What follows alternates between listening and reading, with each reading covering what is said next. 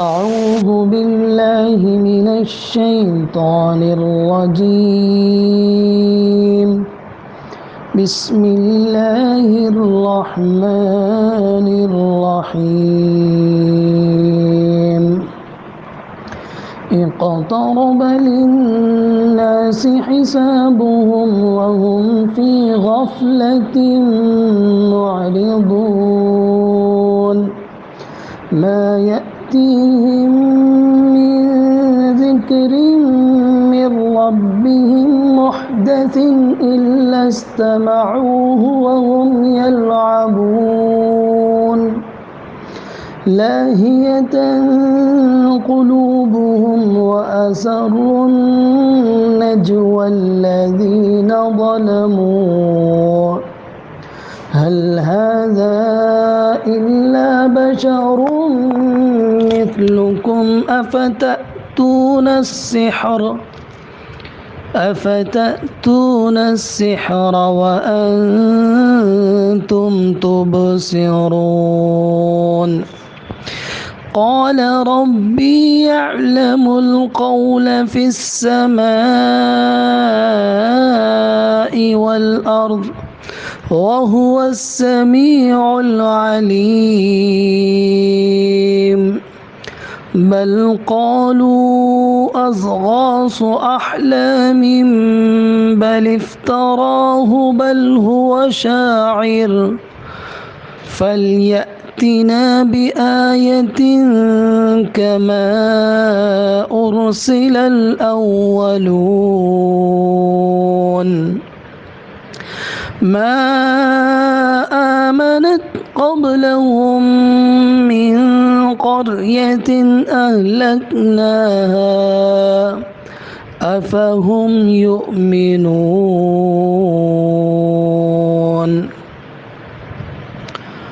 لوگوں کے لیے ان کا حساب قریب آ چکا ہے. اقترب للناس حسابهم وهم في غفلة معرضون. لوگوں کے لیے ان کا حساب قریب آ چکا ہے اور وہ غفلت میں پڑے گریز کر رہے ہیں، اعراض کر رہے ہیں. ما يأتيهم من ذکر من ربهم محدث إلا استمعوه وهم يلعبون. ان کے رب کے پاس سے کوئی بھی تازہ یاد دہانی آتی ہے تو وہ اسے کھیل کود میں رہتے ہوئے سنتے ہیں. لاہیۃ قلوبهم وأسروا النجوى الذين ظلموا هل هذا إلا بشر مثلكم أفتأتون السحر وأنتم تبصرون.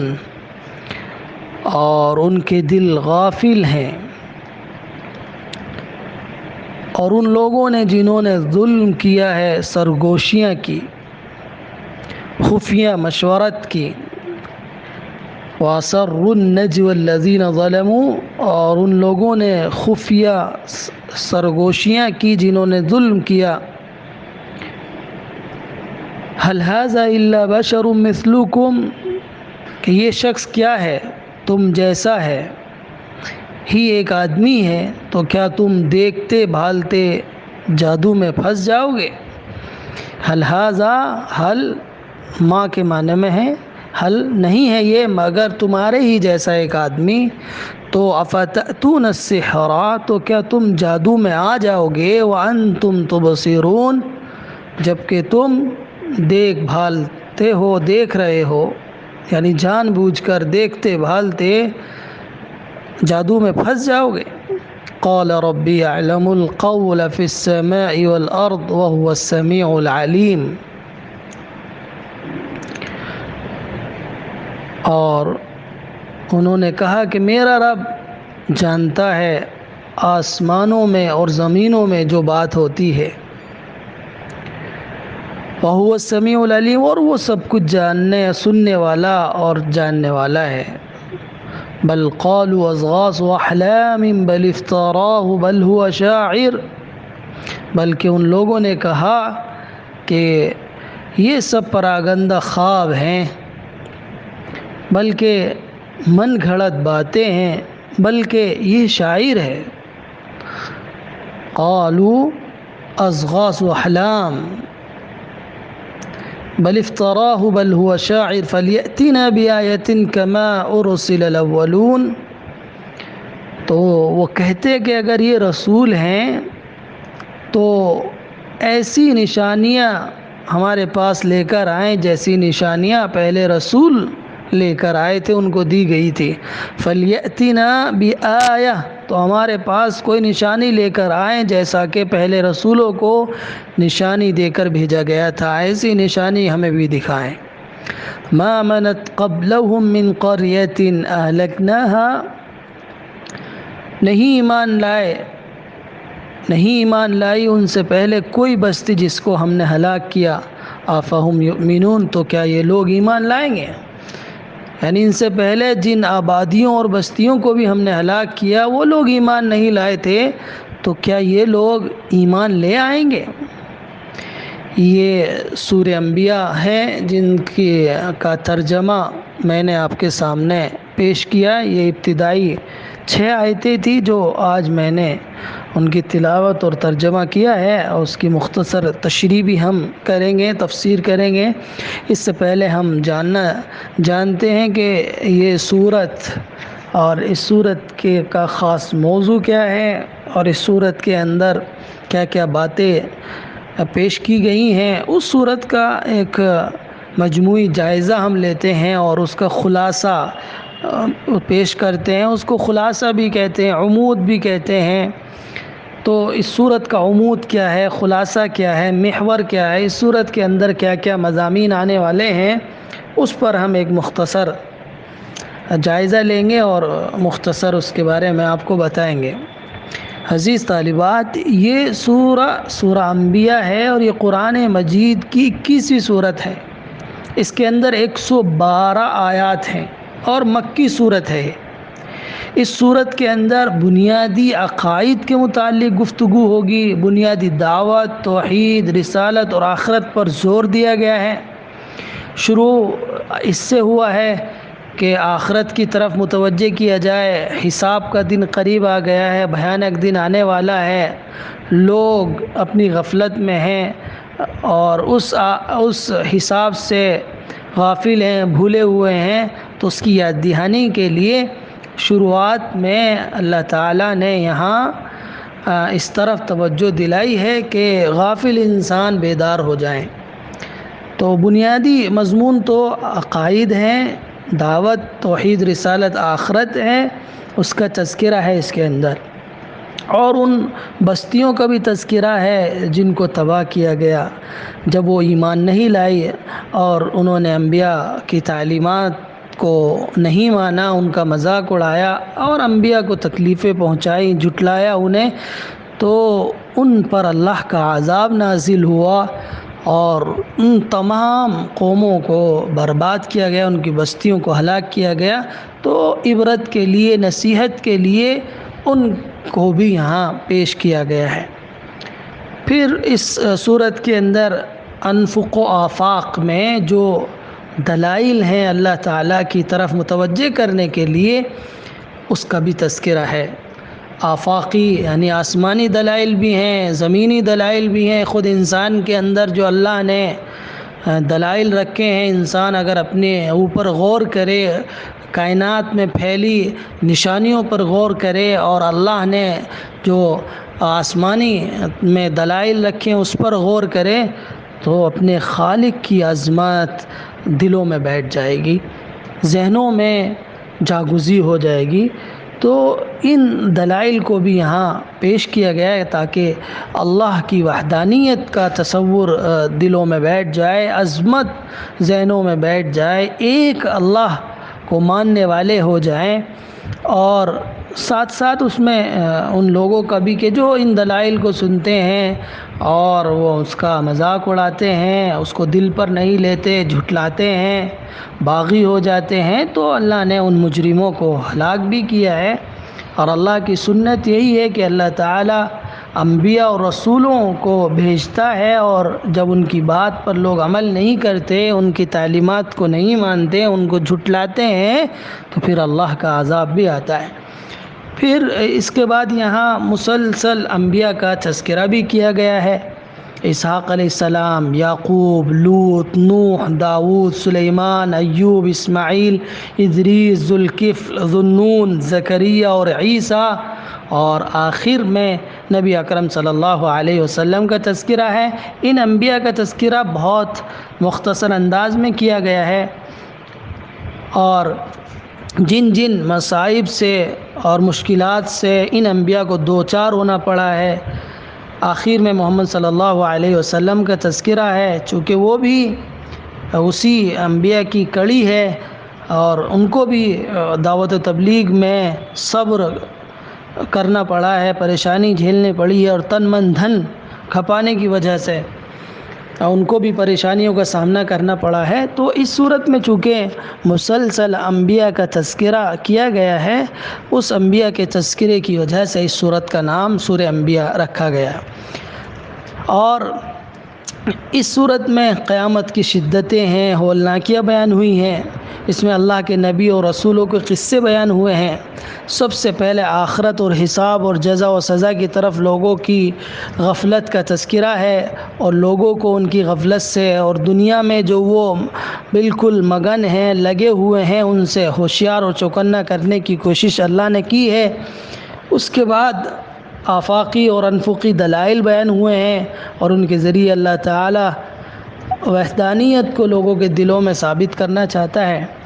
پھر اس کے بعد اس میں مختلف انبیاء علیہ السلام کا تذکرہ ہے، اور مختصر طور پر جگہ جگہ اللہ نے نبیوں کے تذکرے اس میں کیے گئے ہیں، اور آخر میں حضرت محمد صلی اللہ علیہ وسلم کا تذکرہ کیا گیا ہے۔ یہ انبیاء کا تذکرہ کرنے کا مطلب یہ ہے، اس سے یہ ثابت کیا گیا کہ اللہ ایک ہے، اللہ کا دین ایک ہے، اور سارے انبیاء کی دعوت و پیغام بھی ایک ہے۔ جتنے بھی انبیاء آئے ہیں اور اس صورت کے اندر جو تذکرہ کیا گیا ہے، ان کا بنیادی جو پیغام ہے، جو دعوت ہے، جو دین ہے، وہ ایک۔ سارے انبیاء انسان تھے، اور سب کے ساتھ ان کے مخالفین نے وہی سلوک کیا جو آج محمد صلی اللہ علیہ وسلم کے مخالفین ان کے ساتھ کر رہے ہیں۔ انبیاء کو ستایا گیا، ان پر ظلم و ستم ڈھائے گئے، ان کو مذاق کا نشانہ بنایا گیا، لیکن اللہ تعالیٰ نے اپنے نبیوں کی مدد کی اور ظالموں کو ہلاک کیا۔ آج بھی اگر محمد کے مخالفین باز نہیں آئیں گے تو ان کا انجام بھی برا ہوگا۔ یہ تذکرہ اس صورت کے اندر ہوا ہے۔ تو یہ اسی غرض سے اللہ تعالیٰ نے کہ لوگ مطیع و فرما بردار بن جائیں، صحیح معنی میں انسان بن جائے، اس لیے کہ انسان بن نہیں سکتا جب تک کہ وہ انبیاء کی تعلیمات پر عمل نہ کرے، یعنی قرآن کریم پر عمل نہ کرے، قرآن کریم کی تعلیمات اس کے پاس نہ ہو تو وہ صحیح معنی میں انسان نہیں بن سکتا، ایک شریف انسان نہیں بن سکتا، دنیا اور آخرت کی کامیابی اس کے حصے میں نہیں آ سکتی۔ کامیاب ترین انسان وہی ہوگا جو انبیاء کی تعلیمات پر اپنے ہر شعبے میں عمل کرتا ہوگا، اس لیے کہ آنکھ بند ہونے کے بعد جب اللہ کے سامنے حاضر ہوگا تو اس کا کچا چٹا سب سامنے آ جائے گا۔ اللہ کے دربار سے کامیاب اور کامران صرف وہی لوگ نکل سکتے ہیں جو انبیاء کی تعلیمات پر عمل کر کے اس دنیا سے گئے ہوں گے، انہی کو وہاں پر انعامات سے نوازا جائے گا، ان کا اکرام کیا جائے گا۔ تو یہ اس صورت کا بنیادی خاکہ ہے جو میں نے آپ کے سامنے پیش کیا۔ اب دیکھیے یہاں اللہ تعالیٰ اقترب للناس حسابهم وهم فی غفلۃ معرضون، کہ لوگوں کے لیے ان کا حساب قریب آ گیا ہے اور لوگ ہیں کہ غفلت میں پڑے ہوئے ہیں۔ غفلت اقترب کے معنی قریب ہونے کے ہوتے ہیں، للناس لوگوں کے لیے، حساب ان کا حساب، غفلت یعنی غفلت کہتے ہیں زندگی کے اصل حقائق سے بے پرواہی، آدمی دھیان ہی نہیں دے کہ اس کا اصل مقصد کیا ہے، اس سے ہٹ کر آدمی بالکل مست ہو جائے، اور یہ ایک بہت بڑا جرم ہے کہ اسے اپنے اصل مقصد کا ہی نہیں پتہ۔ لیکن اس کے بعد لفظ معرضون، اعراض کرنا، یہ کوئی آدمی غافل ہے، اسے پتہ نہیں ہے، لیکن ایک آدمی اس کو بتا رہا ہے، سمجھا رہا ہے کہ دیکھو تم یہ کام نہ کرو، اس غفلت سے نکل جاؤ، جھنجھوڑ رہا ہے اس کو تو اس صورت میں بھی وہ اس کی طرف توجہ نہ دے. تو یہاں اسی لیے غفلت کے ساتھ اعراض، اس لیے کہ آدمی غافل تو ہو جاتا ہے، کبھی کبھی اسے اپنا مقصد یاد نہیں رہتا، آدمی دنیا کی چیزوں میں لگ جاتا ہے، لیکن ایک آدمی جب اس کو سمجھا رہا ہے، بتا رہا ہے، تو پھر بھی نہیں مان رہا ہے، پھر بھی اعراض کر رہا ہے، پھر بھی وہ لاپرواہ ہو رہا ہے، تو یہ ایک بہت بڑا جرم ہو جاتا ہے اس صورت میں، اور سنگین ہو جاتا ہے کہ جب کوئی اللہ کا بندہ جھنجھوڑے اور جگانے کی کوشش کرے، اپنا سارا زور صرف کر رہا ہو، لیکن لوگ ایسے غفلت میں پڑے ہوں کہ اس کی نصیحت بھی سننے کے لیے تیار نہ ہوں، تو یہ عیب کی بات ہے. صرف غفلت عیب نہیں ہے، آدمی غافل ہو سکتا ہے، لیکن جب اسے جھنجھوڑا جائے، سمجھایا جائے، اسے اصل مقصد بتایا جائے، اس کی صحیح رہنمائی کی جائے، محبت اور شفقت سے اسے سمجھایا جا رہا ہے کہ تمہارا انجام برا ہوگا، خراب ہوگا اگر تم اسی طرح غافل رہے، اسی طرح جو ہے تم لاپرواہ رہے، تو تمہارا انجام اچھا نہیں ہوگا. پھر اس کے بعد لفظ ما یأتیہم من ذکر من ربہم محدث، محدث کہتے ہیں نئے کو، ذکر نصیحت کو کہتے ہیں. استماع لفظ اس کے اندر، اللہ استمعوا، استماع کے معنی ویسے تو بہت غور سے سننے کو کہتے ہیں، لیکن چونکہ وہ غور سے تو سنتے نہیں یہاں پر، یعنی بڑی مشکل سے وہ اس بات کو سنتے ہیں، اور وہ بھی وہم یلعبون، کھیلتے ہوئے. لاہیۃ قلوبہم، لہا یلہو کے معنی ہوتے ہیں غفلت میں پڑنا، لاہیہ، اس میں بھی اصل مقصد سے ہٹنا ہوتا ہے. یہ یلعبون سے بڑا ہوا لفظ ہے، یہاں دل کے ساتھ استعمال ہوا ہے کہ لاہیۃ قلوبون، کے دل کیا ہے؟ غافل ہے. تو دل کا اصل کام تو تفکر کرنا ہوتا ہے، تذکر کرنا ہوتا ہے، غور و فکر کرنا ہوتا ہے، لیکن ان کا حال یہ ہے مشرکین مکہ کا کہ ان کے دل اپنی دلچسپیوں میں ایسے کھوئے ہوئے ہیں کہ سنجیدہ سے سنجیدہ بات اور بڑی سے بڑی حقیقت بھی مذاق میں اڑا دینے کی کوشش کرتے ہیں، اس کو سمجھتے نہیں ہیں. اسروا النجوى، اسرا یسر کے معنی ہوتے ہیں چھپانا، نجوہ سرگوشی کو کہتے ہیں. اب یہ لفظ دونوں چونکہ ایک ساتھ آئے ہیں، نجوہ بھی سرگوشی بھی خاموشی سے اور چھپا کر ہی ہوتی ہے، تو یہ تاکید کے لیے اسروا نے، اور اس کے اندر تاکید، یعنی خفیہ طور پر وہ سازشیں کرتے ہیں اور اپنی چالیں چلتے ہیں اور مشورت کرتے ہیں. الذین ظلموا، اور یہ وہ لوگ ہیں جنہوں نے ظلم کیا ہے، اپنے اوپر بھی ظلم کیا ہے، لوگوں کے اوپر بھی ظلم کیا ہے. هل هذا الا بشر مثلکم افتأتون السحر وانتم تبصرون، اس میں کوئی لفظ ایسا نہیں ہے جو ابصر یبصر کے معنی دیکھنا، آنکھ جس کی کھلی رہتی ہیں. قال ربی یعلم القول فی السماء والارض وهو السمیع العلیم بل قالوا اضغاث احلام بل افتراه بل هو شاعر، بلکہ انہوں نے کہا ہے کہ یہ تو پراگندہ خواب ہے، خیالات ہیں ان کے. دیکھیے یہاں زغث لفظ ہے، اس کی جمع ہے یہ اضغاث، اور زغث گھاس کی اس مٹھی کو کہتے ہیں جو رطب و یابس اور خشک و تر دونوں کا مجموعہ ہو، یعنی اس میں ہر طرح کی گھاس موجود ہو، کچھ خشک ہیں، کچھ تر ہیں، کچھ سوکھی ہوئی ہیں، کچھ گیلی ہیں، یہ سب گھاس ایک جگہ جمع ہو کر ایک مٹھی میں آدمی بھر لے. اسی طرح اللہ تعالیٰ نے قرآن میں دوسری جگہ بھی فرمایا ہے خذ بیدک ضغثا، اپنے ہاتھ میں ایک مٹھی گھاس لے لو.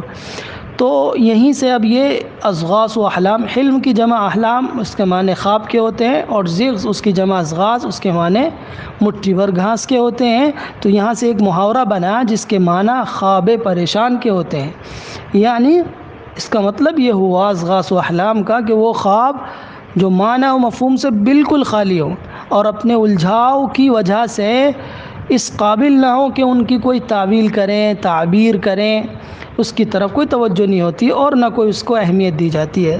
اضغاث و احلام کی کوئی اہمیت نہیں ہوتی، بلکہ یہ شیطانی وساوس اور خیالات ہوتے ہیں. بل افطرا، افطرا یفتری کے معنی گھڑنا، یعنی جس کی کوئی حقیقت نہ ہو، اپنی طرف سے کوئی بات کہنا. بل ہوا شاعر، شاعر بہت باریک بین احساس رکھنے والے کو کہتے ہیں جو موضوع کلام کرتا ہے اور دل پر اس کا اثر ہوتا ہے. ایک شاعرانہ کلام وہ اس کو اس لیے کہہ رہے تھے کہ یہ دلوں پہ اثر کر رہا تھا، اور وہ جانتے تھے کہ شاعر جو کلام کرتا ہے اس کی کوئی بنیاد نہیں ہوتی، اس میں کوئی ٹھوس حقیقت نہیں ہوتی، اور واقعیت سے، حقیقت سے اس کا کوئی تعلق نہیں ہوتا، اس لیے اس کی نبی کی باتیں بھی ایسے ہی ہیں کہ جیسے شاعرانہ خیالات ہوتے ہیں، ان کی کوئی حقیقت نہیں ہوتی ہے۔ تو یہ اس کے صورت کے کچھ الفاظ تھے جن کے معنی میں نے آپ کو بتایا۔ اب اس کی تفسیر دیکھیے۔ اللہ تعالیٰ کا یہ اپنے بندوں پر بڑا کرم ہے، بڑی مہربانی اور شفقت ہے کہ وہ اپنے بندوں کو غفلت سے ہوشیار اور غفلت کی نیند سے بیدار کرنا چاہتا ہے۔ اس کے لیے اللہ تعالیٰ اپنے انبیاء کو بھیجتا ہے، کتابوں کو بھیجتا ہے، تاکہ لوگ حقیقت کو سمجھ جائیں، اپنے انجام کو بہتر بنانے کی طرف متوجہ ہو جائے اور اس پر صحیح طور سے دھیان دیں، سنجیدہ ہو جائے۔ اب لوگ دھیان نہیں دیتے، اپنے خیالات میں مگن رہتے ہیں، اپنی دلچسپیوں میں لگے رہتے ہیں، ان کو سمجھ نہیں آتا ہے اپنی کامیابی کی طرف جو انبیاء کے ذریعے سے ان کو بتائی جاتی ہے اس پر وہ توجہ نہیں دیتے، بلکہ وہ اسی میں مشغول رہتے ہیں۔ حالانکہ قرآن کہہ رہا ہے کہ اقترب للناس حسابهم وهم فی غفلۃ معرضون، لوگوں کے لیے ان کا حساب قریب آ گیا ہے۔ اب اس میں للناس لفظ ہے، حضرت عبداللہ بن عباس جو بہت بڑے مفسر ہیں وہ فرماتے ہیں کہ یہاں للناس سے مراد مشرکین ہیں، اس لیے کہ جو آگے صفات بیان کی جا رہی ہیں، آگے جو ان کے حال بیان کیا جا رہا ہے وہ مشرکین کا ہی ہو سکتا ہے، مومن کا نہیں ہو سکتا۔ للناس ہے چونکہ اس میں مشرک اور مومن دونوں شریک ہوتے ہیں، کافر اور مومن دونوں شریک ہوتے ہیں، تو اس زمانے میں تو یہ حالت مومنوں کی نہیں تھی، صرف مشرکوں کی تھی کہ وہ نبی کی نصیحت کو، اللہ کی طرف سے آنے والی تعلیمات کو مذاق میں لیتے تھے، ٹھٹا کرتے تھے اس کا۔ مومن یہ جسارت اس وقت نہیں کر سکتا تھا، مومن حقیقت میں مومن ہوتا تھا۔ تو یہاں اس لیے حضرت عبداللہ ابن عباس نے فرمایا کہ یہاں اس سے مراد مشرکین ہیں۔ لیکن اگر یہ آنے والا حال جو بیان کیا جا رہا ہے، اگر موجودہ دور میں لوگوں کا حال بھی اس سے ملتا جلتا ہوتا ہے تو وہ بھی اس زمرے میں آتے ہیں، وہ بھی اس کے ان آیتوں کے مصداق ہوں گے اگر ان کا حال بھی ایسا ہے۔ اصل قرآن حال سے بات کرتا ہے کہ جن لوگوں کا جیسا حال ہے، جن کے اندر جو بیماریاں ہیں، جو کمیاں ہیں، جو ان کے اندر عیب ہیں، ان کو قرآن سامنے رکھتا ہے تاکہ لوگ اپنی اس پریشان، اپنی اس عیب کو، اپنے اس بیماری کو، اپنے اس مرض کو دور کر لیں۔ تو قرآن نے کہا ہے کہ لوگوں کے لیے ان کا حساب کا وقت قریب آ گیا ہے۔ اب ظاہر سی بات ہے یہ آخری امت ہے، اب اس کے بعد کوئی امت نہیں آنے والی ہے، تو اس کا مطلب یہ کہ قیامت قریب ہے۔ ایک مطلب تو یہ ہے کہ قیامت آنے والی ہے، اور جو آدمی مر گیا، من مات قامت قیامت، جو مر گیا اس کی قیامت تو برپا ہو گئی۔ تو مرتے ہی حساب شروع ہو جاتا ہے۔ تو اور مرنے کا وقت نہیں معلوم کسی کو، کب موت آ جائے، کس لمحے آ جائے، کس گلی میں زندگی کی آخری شام ہو، نہیں معلوم۔ تو اس اعتبار سے بھی وقت قریب ہے، اور جیسے ہی آنکھ بند ہوئی حساب شروع ہو جائے گا۔ تو لوگوں کے لیے ان کے حساب کا وقت بہت قریب آ گیا ہے، بہت قریب آ گیا ہے، لیکن بہت لوگ ہیں کہ حد درجے غفلت میں پڑے ہوئے اعراض کر رہے ہیں، ان کو حقیقت کی طرف توجہ نہیں ہے، وہ حقیقت سننا نہیں چاہتے ہیں، حقیقت جاننا نہیں چاہتے، حقیقت کو سمجھنا نہیں چاہتے، اعراض کرتے ہیں۔ ان کو نبی وقت جگا رہا ہے، سمجھا رہا ہے، جھنجھوڑ رہا ہے ان کو کہ اپنی اس غفلت سے باز آ جاؤ، اپنے انجام کی طرف توجہ کرو، تمہیں بھی مرنا ہے، مرنے کے بعد تمہیں اس دنیاوی زندگی کا حساب دینا ہے، اللہ کے سامنے کھڑا ہونا ہے، کیا جواب دو گے؟ تو یہ ان کو بتایا جا رہا ہے، لیکن ان کی حالت کیا ہے؟ ما یأتیہم من ذکر من ربہم محدث، کہ ان کے رب کی طرف سے ان کے پاس کوئی تازہ نصیحت نہیں آتی، مگر وہ اس کو سنتے ہیں تو کھیلتے ہوئے سنتے ہیں۔ یعنی یا تو اس آیت کا، اس نصیحت کا، اس ذکر کا وہ مذاق اڑاتے ہیں اور اس کو کھیلتے ہیں اس کے ساتھ، یعنی اس آیت کے ساتھ، اس ذکر کے ساتھ کھلواڑ کرتے ہیں، یا وہ اپنے کھیل میں مست ہوتے ہوئے اس آیت کو سنتے ہیں۔ دونوں مطلب ہو سکتے ہیں۔ یعنی اس ذکر کا مذاق اڑاتے ہیں، اس کے ساتھ کھلواڑ کرتے ہیں، یا کھیلتے ہوئے اس بات کو سنتے ہیں۔ تو اس سے اندازہ ہو رہا ہے کہ ان کے نزدیک اپنے رب کی وہ نصیحت کوئی معنی نہیں رکھتی ہے، کوئی ان کو کوئی اہمیت کے حامل ان کے نزدیک نہیں ہے، تبھی تو وہ کھیلتے ہوئے سن رہے ہیں۔ اور قرآن کہہ رہا ہے کہ وہ کوئی الگ سے نہیں آئی ہے، بلکہ ان کے رب کی طرف سے، ان کے پالنہار کی طرف سے، جو انہیں ہر موقع پر ان کی چیزوں کا خیال کرتا۔ رب کہتے ہیں پالنہار کو، پالنے والے کو، اور رب کیسا ہے کہ وہ ان کے لیے ساری چیزیں پیدا کرتا ہے، سب چیزیں مہیا کرتا ہے۔ ایک پانی کے گندے قطرے سے ان کو ایک انسان اس نے بنایا ہے، ان کے پیدا ہونے سے پہلے ان کی ماں کی چھاتیوں میں دودھ ان کے لیے پیدا کر دیتا ہے، پھل پھول ان کو دیتا ہے، ہوائیں چلاتا ہے، بارشیں دیتا ہے، وہ ہے رب۔ تو ان کے رب کی طرف سے کوئی الگ سے نہیں ہے، کسی انسان کی طرف سے نہیں ہے۔ چیز پہلے ہی اللہ تعالیٰ نے یہاں واضح کر دیا ہے کہ جو بھی نصیحت ان کے پاس آ رہی ہے وہ ان کے رب کی طرف سے۔ اور محدث لفظ نیا، یہ تازہ اس طرف ہے کہ اللہ مختلف انداز میں سمجھانے کی کوشش کرتا ہے۔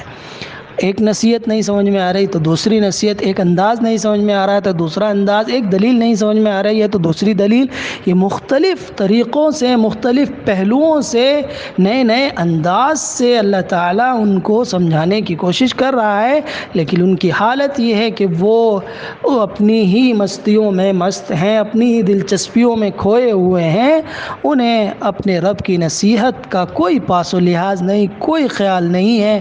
وہ اپنی زندگی اور پیدائش کے مقصد اور اپنی اصل چیز، اپنے اصل فیوچر اور اپنے حقیقی مستقبل کی طرف سے بالکل لاپرواہ ہیں، اور وہ دین حق کے پیغام کو سنجیدگی سے نہ سنتے ہیں اور نہ ٹھنڈے دل و دماغ سے اس میں غور و فکر کرتے ہیں، بلکہ یہ تو لاہیۃً قلوبہم، ان کے دل غافل ہے۔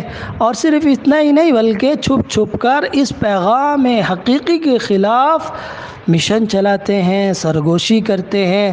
وہ لوگ جنہوں نے ظلم کیا ہے، اپنے اوپر بھی ظلم کیا کہ انہوں نے حقیقت کو سمجھا نہیں، اور لوگوں پر بھی ظلم کر رہے ہیں کہ ان کی آنکھوں میں دھول جھونکتے ہیں اور ان کو غلط پہاڑے پڑھاتے ہیں، اور ان کو بھی اس حقیقت سے منہ موڑنے کی طرف مختلف انداز سے دعوت دیتے ہیں۔ تو یہ دنیا پرست لوگ، شیطان کے پھندے میں پھنسے ہوئے لوگ، سوچتے بھی ہیں تو ان کا انداز منفی ہوتا ہے، مخالفانہ ہوتا ہے، دشمنانہ ہوتا ہے، سرگوشیاں کرتے ہیں، خفیہ چالیں چلتے ہیں۔ حضرت صلی اللہ علیہ وسلم کے دور میں بھی یہی انداز تھا، اور آج بھی یہی انداز ہے، اور ہر نبی اور رسول کے دور میں یہی انداز رہا ہے کہ جو شخص نبوت کا دعویٰ کر رہا ہے، جس کو لوگ نبی کہہ رہے ہیں، یہ کیا ہے؟ بس ایک ہم تو جیسا ہی انسان تو ہے، اور اس کی لچھے دار باتوں اور جادو اثر دعوت و پیغام میں کیا تم دیکھتے ہو؟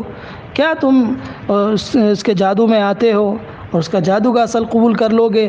اس کی سحر انگیزی کا شکار ہو جاؤ گے تم؟ تو یہ هل هذا الا بشر مثلکم، کہ تمہارے جیسا تو ایک انسان ہے، پھر تم کیوں اس کی باتوں میں آتے ہو؟ کیوں تم اس کی چالوں میں آتے ہو؟ کیوں اس کے جادو میں پھنستے ہو تم؟ وانتم تبصرون، اور دیکھیے یہ بڑا ان کا ایک ہتھیار ہے، ہتھ کنڈا ہے، جس کو وہ استعمال کر رہے ہیں کہ وانتم تبصرون، لوگوں کے یہ اندر یہ احساس برتری پیدا کر رہا ہے، ابھار رہا ہے ان کو کہ تم کوئی بھولے بھالے اور سادہ لوگ نہیں ہو، انسان نہیں ہو، بلکہ تمہارے اندر سوجھ بوجھ ہے، سمجھدار ہے، تم اچھے لوگ ہو، تمہارے اندر بصیرت ہے، تم وانتم تبصرون دیکھ سکتے ہو، سمجھ سکتے ہو، پھر بھی تم اس فریب میں آ جاؤ۔